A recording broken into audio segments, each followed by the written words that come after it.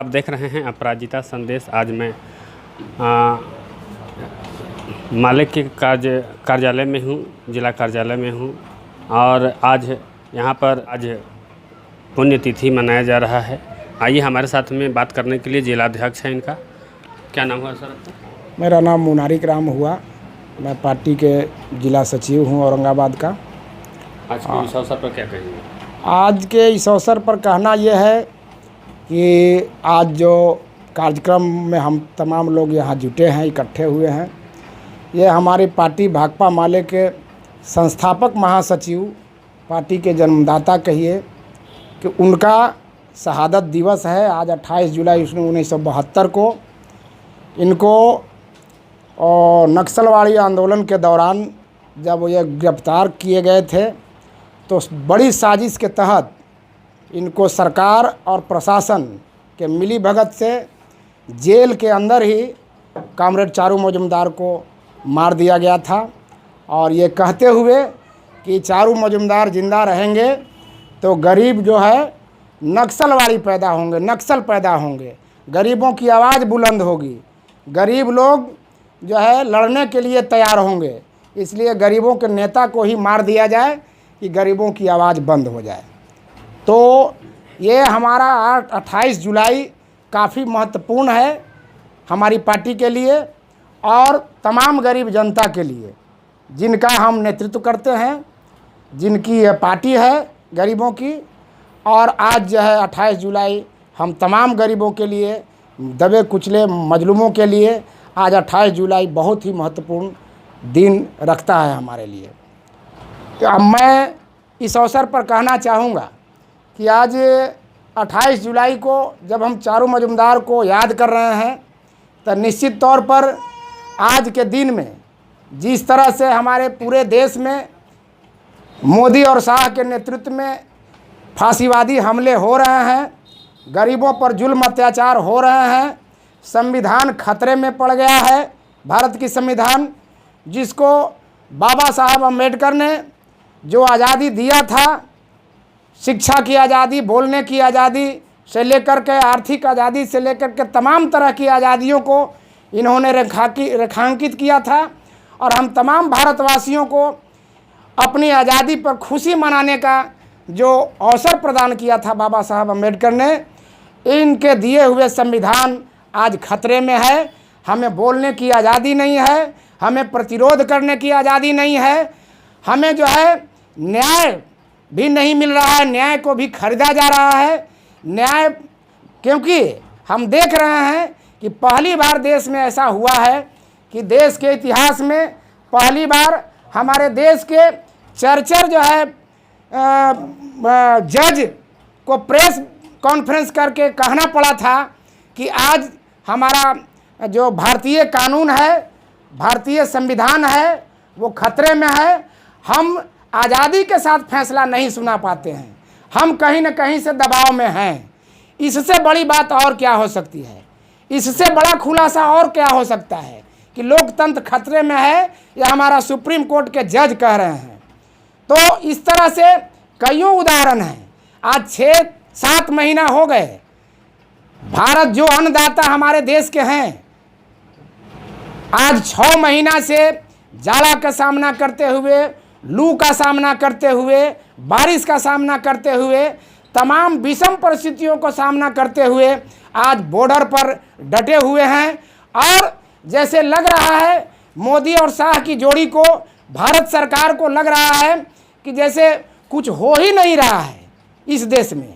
इतना बड़ा आंदोलन, करीब करीब 51-52 किसान शहीद हो गए, कोई अपनी पति खो दिया, कोई अपना भाई खो दिया, और सरकार को जू नहीं रेंग रहा है कान पे, उनको सुनाई नहीं दे रही है। तो निश्चित तौर पर इससे बड़ा खतरा और क्या हो सकता है? जब हमारा अन्नदाता खतरे में है तो निश्चित तौर पर यहाँ का पूरा जनमानस खतरे में है, पूरे लोग खतरे में हैं। और हम ये आपके माध्यम से अपील करना चाहेंगे कि जल्द से जल्द, आज भी जो है जंतर मंतर तक पहुँचे हुए हैं किसान, और किसान जो है वहाँ किसान संसद लगाए हुए हैं, और हमारा संसद का सत्र भी चल रहा है, मानसून सत्र। निश्चित तौर पर मानसून सत्र के अंदर ही किसानों की समस्याओं को मान लेना चाहिए, हल करना चाहिए। किसानों का मांग है, क्या मांग है भाई? जिनके लिए आप कह रहे हैं कि कानून बना रहे हैं वो किसान के हित में है, और जिनके लिए कानून बना रहे हैं वो कह रहा है कि हमारे हित में नहीं है। ये कैसी बात है भाई? ये कैसा कानून आप दे रहे हैं? डॉक्टर जब मरीज से पूछता है कि हमने जो दवा दिया है उसका क्या फ़ायदा है, मरीज कह रहा है कि फ़ायदा नहीं है और डॉक्टर कह रहा है कि यही दवा चलेगा। भाई डॉक्टर को तो ये कहना पड़ता है ना कि आप जो है अब इस दवा को चेंज कर रहे हैं, ये दवा नहीं चलेगा, ये सूट नहीं कर रहा है। यही तो मांग है किसानों का। किसानों का कहना है कि आप जो है जो कानून बनाए हैं वो हमारे हित में नहीं है, इसको रद्द करना चाहिए। लेकिन सरकार नहीं सुन रही है।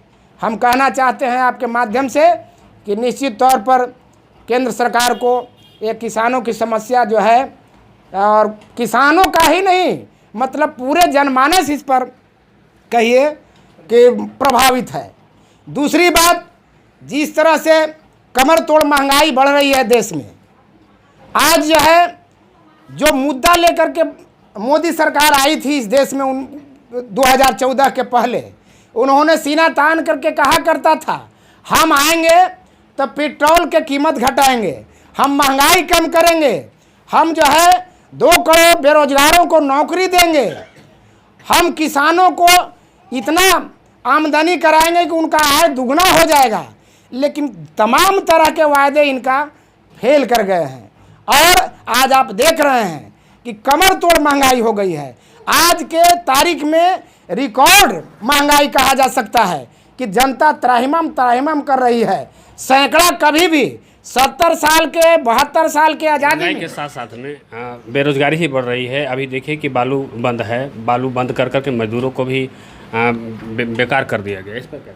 बिल्कुल बिल्कुल, बालू माफियाओं का जिस तरह से आपने हाल देखा औरंगाबाद में भी, बड़े बड़े ठेकेदारों के साथ, बड़े बड़े माफियाओं के साथ यहाँ के जिनके कंधे पर जिम्मेवारी दी गई थी कि आप ही जो है इस जिला को सुरक्षा प्रदान कीजिए, न्याय दीजिए, और वही आदमी बड़े बड़े कारोबारियों के साथ मिला हुआ पाया गया।